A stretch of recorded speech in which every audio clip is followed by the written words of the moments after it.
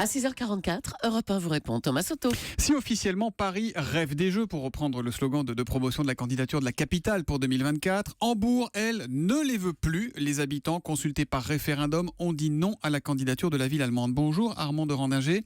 Vous êtes consultant international dans le domaine du sport et auteur de La Tentation olympique française, les secrets d'une décision, ouvrage que l'on trouve aux éditions France Empire.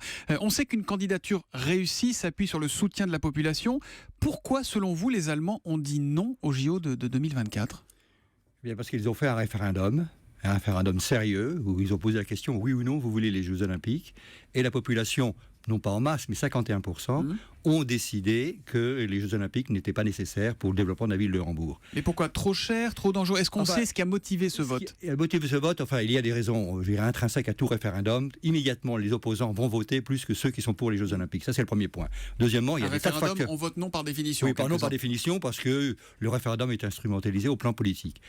À Kiel, qui devait organiser la voile pour les Jeux Olympiques de 2024 en Allemagne, pour Hambourg, ont voté à 64% pour. C'est bien montré qu'il y a une petite différence. Ceci étant, non.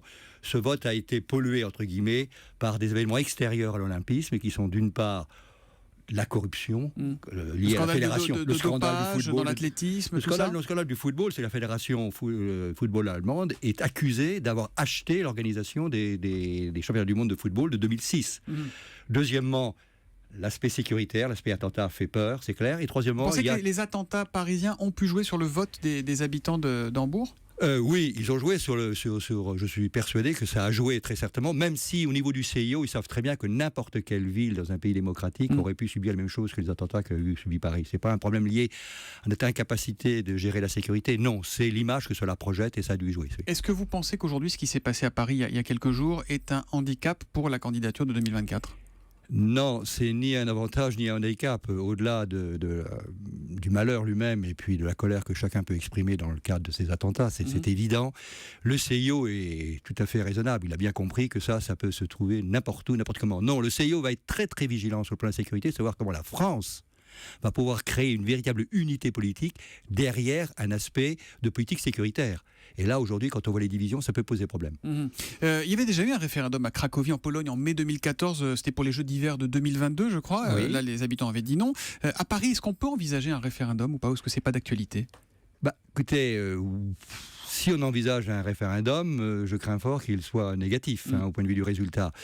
Il faut savoir que Anne Hidalgo, très clairement, a dit qu'elle allait procéder à une consultation populaire. Elle n'a pas dit que c'était un référendum, mais elle ne sait pas encore quelle forme le faire, et au courant du mois de mai 2016.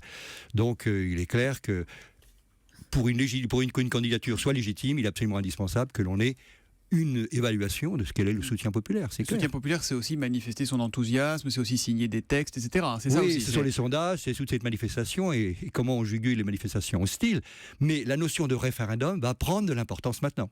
Alors, soyons pragmatiques et patriotes. Ce forfait des Allemands, c'est une bonne nouvelle pour la France, non ? C'est d'abord une très mauvaise nouvelle pour l'Allemagne et pour le CIO, le mouvement olympique.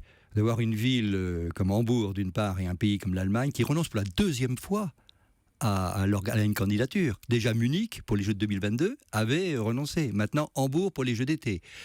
Et pour nous, alors la France ? Alors l'Allemagne, qui est la patrie en plus de Thomas Bach, c'est un sérieux camouflet. Patron du CIO. Le patron du CIO, c'est un sérieux problème. Pour la France, c'est ni un avantage ni un inconvénient. Oui, effectivement, ça fait une candidature de moins, une candidature sérieuse et qui était, sur le plan technique, la meilleure qui puisse exister.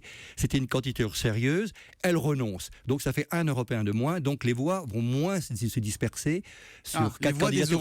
Les voix des Européens, sur Paris et sur Rome. Mais la deuxième conséquence, et qui est là, c'est un désavantage, c'est que les membres du CIO vont voter vraiment d'une manière très réfléchie sur la ville qui voudrait voir organiser les Jeux dès le premier tour. On saura en septembre 2017, je crois. 13 septembre 2017.